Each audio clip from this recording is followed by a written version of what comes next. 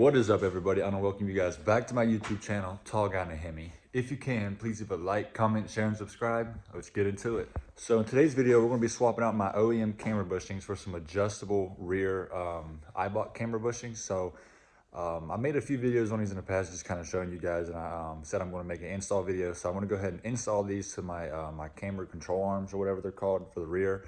Just make it a little bit easier to install for when I go ahead and put all my rear suspension on the car. Went and I fooled around with this one yesterday. Just went ahead and popped it out and just kind of got a feel for it. We still have to do this one here. I fooled with it a little bit yesterday. It's almost all the way out, but we still have a little bit more to go. So I rented this toolkit from AutoZone. I think it's for like $150. I'll get that back when you return it. But these are, not those, but these right here are the adjustable rear camera bushings.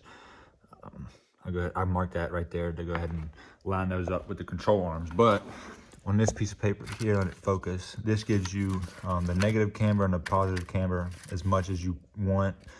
I'm going for positive, so I don't have all that negative camber to try to fix what happened. So I want to have it as far, here, let it focus here, as far forward as possible. So when I install it, it'll just bring my rim from going from here to here a little bit straighter. Sorry, I'm all over the place. It's cold up here in West Virginia. I'm not used to the cold weather. I've been in Florida for about 2 years. So it's a little adjustment for me. I've been in the winter before, and I lived in West Virginia my whole life, but I love that Florida warm weather, so it's definitely in my blood. So before we put the new bushing in, we're going to finish taking this one out here. As you can see, I started with it yesterday, but my my socket was a little bit too small, and it started going inside of that bushing. So I had to get a new bushing, or not a new bushing, a new socket. It was a 1 1/4 inch socket. I'll go ahead and show you guys what that looks like here. Yep, 1 1/4 Duralast. I got it for like 11 bucks at AutoZone, so it just fits perfectly right over that. And what I mean fits perfectly over it, it fits literally like right on this thing, and it's able to push it straight out. You don't want it to go too small and get into this rubber, or go too big, or you won't be able to push it. On this control arm, you can see how it's rolled here on this side, down below the bushing.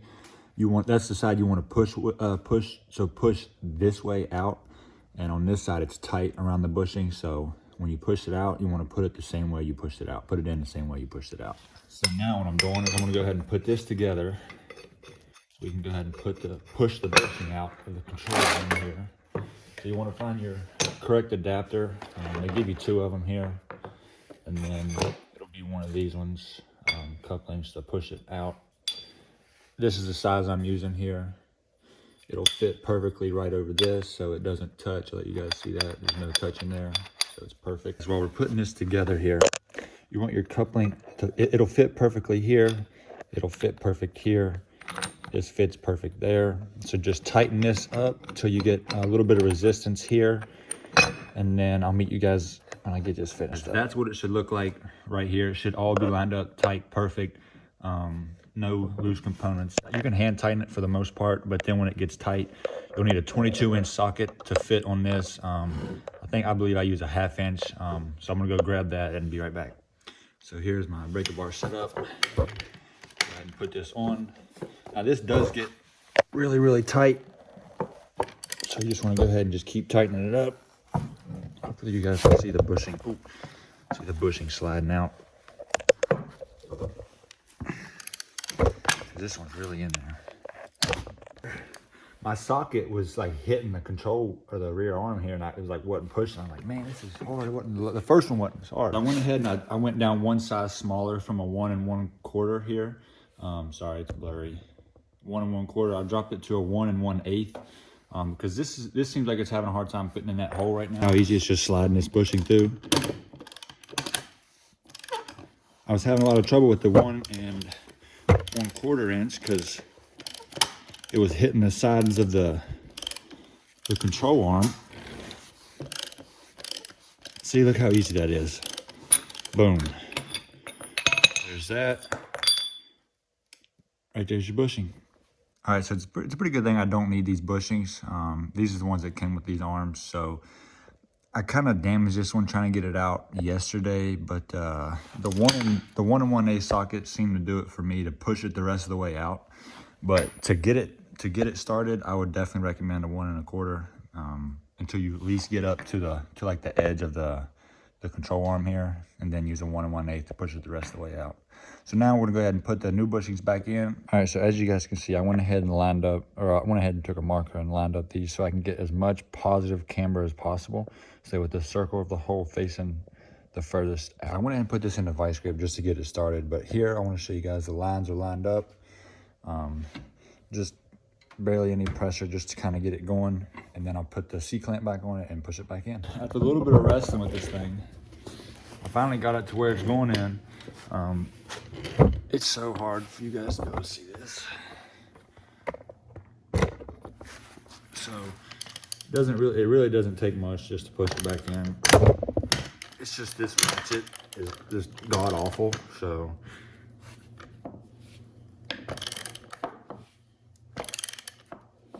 and on each side of the bushing, it needs to be 1/4 of an inch on each side. So you want to measure that out as you start getting close here. And also guys, you may have to just keep adjusting this every little bit, because mine's tending to like slide over the sides a little bit. So you don't want to go ahead, or you don't want to mess up this bushing in any way possible. So it's all right just to back this ratchet off, loosen this up a little bit and readjust this and then retighten it. It makes things so much easier. So we're gonna go ahead and check this.